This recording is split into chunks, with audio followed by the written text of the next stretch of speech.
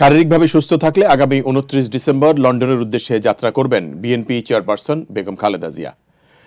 পরিবারের সদস্যদের বাইরে সঙ্গে যাচ্ছেন তার ব্যক্তিগত এবং মেডিকেল বোর্ডের কয়েকজন চিকিৎসক। বিএনপি মহাসচিব মির্জা ফখরুল ইসলাম আলমগীর বলেছেন, বেগম খালেদা জিয়ার যাওয়ার সম্ভাব্য তারিখ ঠিক করা হয়েছে। সবকিছু ঠিক থাকলে আগামী ২৯ ডিসেম্বর তিনি লন্ডনে রওনা হবেন। এরই মধ্যে সব প্রস্তুতি সম্পন্ন হয়েছে। জানা গেছে, লন্ডনে ছেলে তারেক রহমানের বাসায় উঠবেন বেগম খালেদা জিয়া। সবকিছু ঠিক থাকলে সেখান থেকে উন্নত চিকিৎসার জন্য যুক্তরাষ্ট্রে যাওয়ার কথা রয়েছে তার। এর আগে গত ২ নভেম্বর লন্ডনে যাওয়ার কথা ছিল বিএনপি প্রধানের, তবে শেষ পর্যন্ত দীর্ঘ যাত্রা ভ্রমণে মেডিকেল বোর্ড সায় না দেয়ায় তার আর যাওয়া হয়নি। আবার অসুস্থ হয়ে পড়ায় ২১ ডিসেম্বর ঢাকায় মুক্তিযোদ্ধা সমাবেশও স্থগিত করে দলটি। তবে এর আগে সেনাকুঞ্জে সশস্ত্র বাহিনী দিবসের অনুষ্ঠানে যোগ দেন সাবেক প্রধানমন্ত্রী বেগম খালেদা জিয়া।